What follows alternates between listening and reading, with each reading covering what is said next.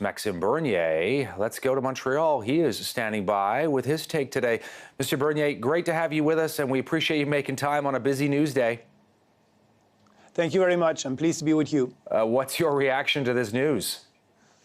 I'm not so surprised. The pressure was very high for Mr. Scheer to resign.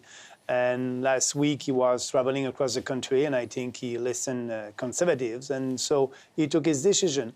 But for me, the Conservative Party of Canada is not conservative anymore. I left the Conservative Party of Canada more than a year ago because they were not conservative. They were intellectually and morally corrupt, and they didn't fight for real conservative values at the last election. So I don't think that the next leader will change a thing. I think they want to have the same kind of policies that the Liberals have right now on climate change, on deficit, on corporate welfare, supply management. People, the real conservatives in this country, want to have a debate on real issues. And, that's why the People's Party is there.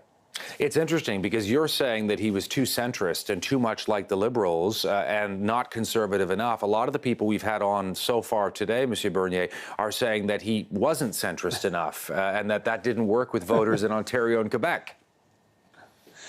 But, that's not the reason.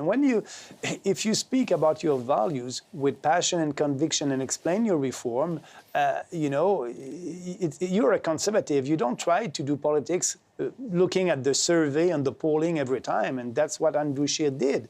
People voted for the real Liberal at the end, Justin Trudeau, and not for the fake one, Andrew Scheer. So I know that a lot of commentators are saying that the party must go more center-left.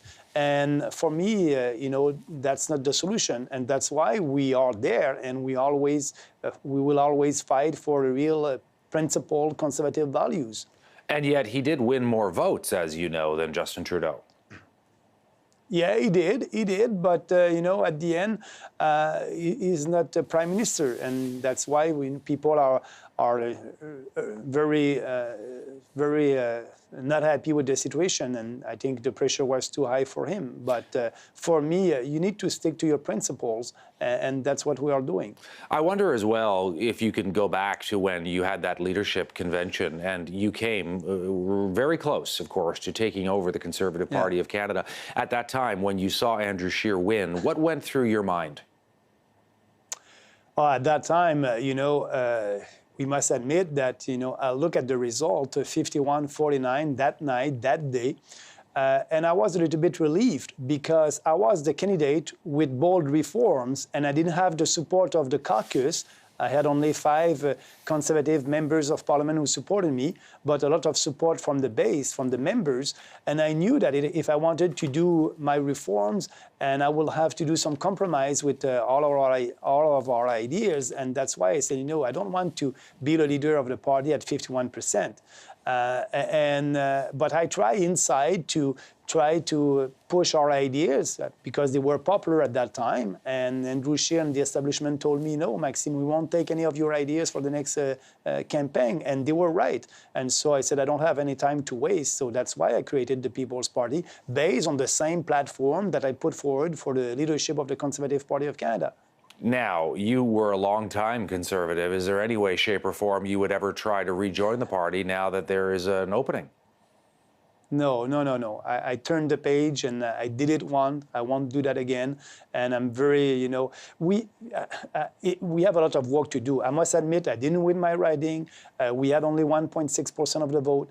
But if you look at the Green Party, it took the Green Party 20 years and 6 elections to have 1.6% of the vote. We created a party and we did that in 1 year. So now I'm traveling across the country. I deliver a speech in Red Deer about the unity of our country and the sentiment, the separatist sentiment over there is very high because we have a big, fat central government that is interfering in provincial jurisdiction and a government that doesn't want to look at the equalization formula, to be less generous and doing everything to be able to build pipelines. So we have a strong platform, and we need to speak about that. So I have more time. I'll do that, and we'll be ready for the next election. We'll see what will happen. You have worked with a number of the people who are now being talked about to take over, be it Peter MacKay, Lisa Raitt, Rona Ambrose, and others, Aaron O'Toole.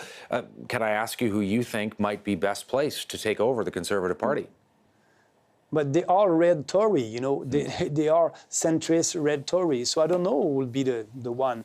And you know, it's not, I don't care at the end. I'm pretty sure that they didn't want to do, their goal is to be back in government, but without doing any reform. No, we cannot have deficit like that for another 5 years, 4 years. We may have a recession in this country, but they're too afraid to speak about the real conservative principle and speak with conviction and speaking about what they believe. They're looking at the poll and they don't want to try to convince the population, explain to the population why we need to do this reform. I have a year to do that, and we'll see what will happen. But I don't know who's going to be the leader of the Conservative Party of Canada, but for me, it will stay a centrist political party. Maxime Bernier is the leader of the People's Party of Canada, joining us from Montreal. Monsieur Bernier, as always, thank you for taking the time for CTV News. Thank you very much. Have a nice day. You as well. All right.